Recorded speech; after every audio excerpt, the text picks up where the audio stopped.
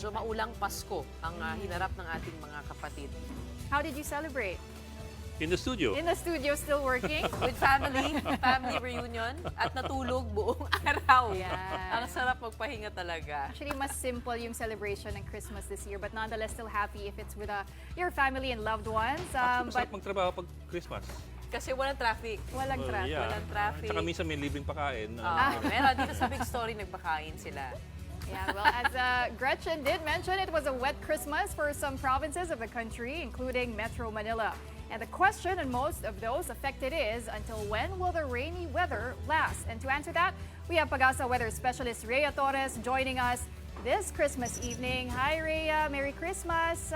Bakit nga ba maulan at natapat pa ngayong araw ng Pasko, yung maulan na panahon?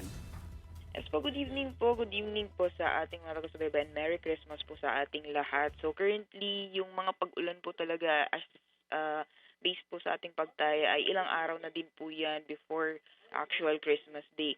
Na-timingan naman po na on Christmas Day na lumakas pa po siya lalo kaya mas maraming lugar po dito sa ating area sa May Luzon ang nakaranas po ng maulan na panahon. Expected po natin possible by tomorrow ay improving weather conditions. Pero at the very least hanggang ngayong gabi po dito po sa Metro Manila, Central Luzon, Calabarzon, Mimaropa, as well as sa Bicol Region, Eastern Visayas, expected pa rin po yung mga pagulan dulot po ng epekto nitong shear line. And yung amihan naman po ay magdudulot pa rin ng mga light to moderate na mga pagulan dyan po sa Cagayan Valley, pati na rin po ng Cordillera Administrative Region.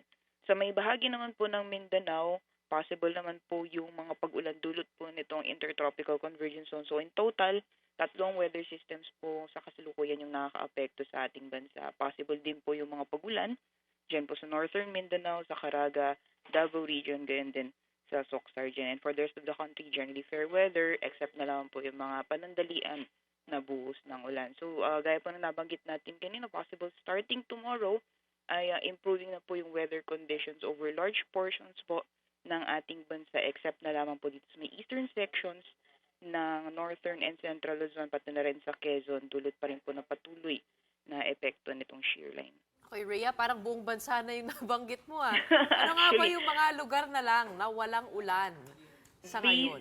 Yes po. So, yung areas po na mga karanas na fair weather or generally fair weather ay dito po sa Ilocos Region na umiiral pa rin po yung umihan, pero mga mahihina mga pagulan na biglaan lamang po or mahinang pag-ambon rather na biglaan na lang yung mararanasan.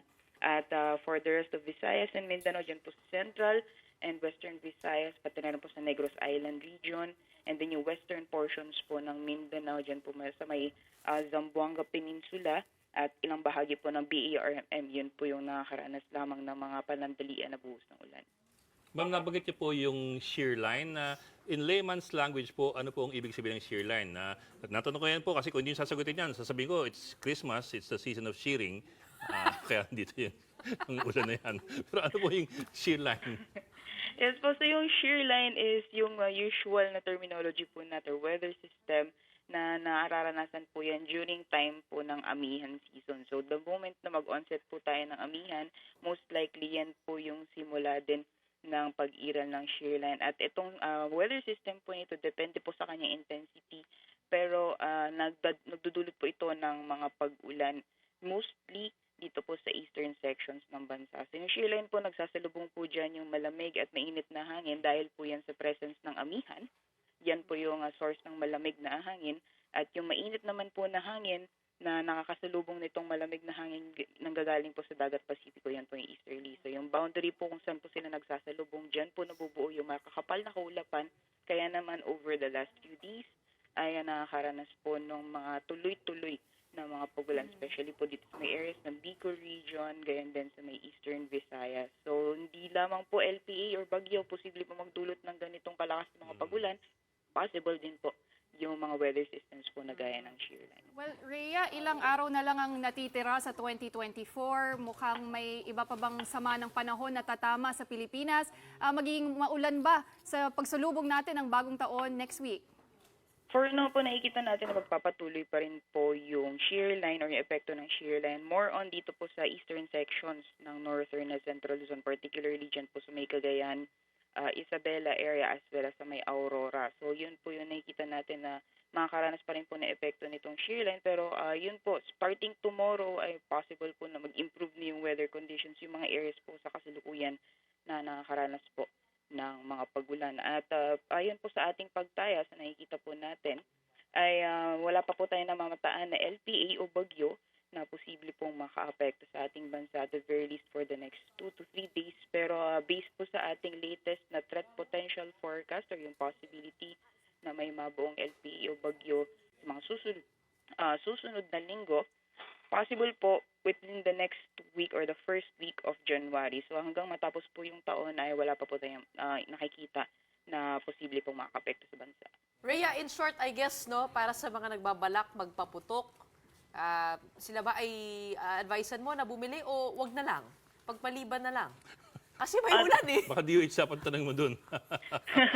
Yes po. So, currently, nakikita po natin, medyo may kalayuan po kasi yung New Year. So, possible na magbago po yung scenario. At the very least po, dito sa may area ng Cagayan, medyo bad idea na po. At baka ulanin po tayo dahil sa shear line.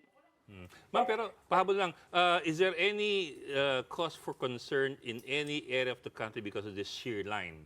I'm talking in terms of, large volumes of rain coming down in any particular area.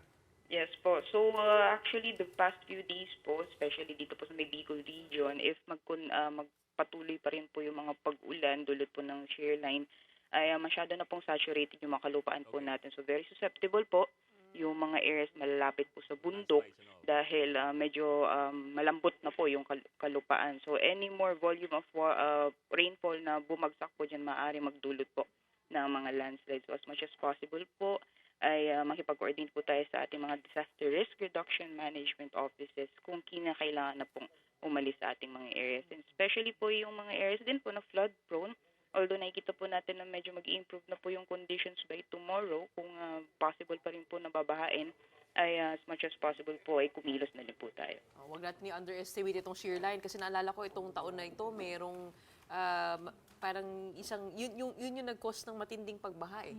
Hindi ko maalala kung ano yung exactly na... Bagyo. Hindi, kasi parang shear line ng bagyo. Shear tama ba? Hindi ko maalala. Basta Well, Bicol region din yun. parang gano'n nga. So, pinagdadasal po natin yan at sana, wag naman sana, ay magkaroon ng matinding dulot itong shear line na binabantayan natin ngayon, pati 3 weather systems na iyong nabanggit.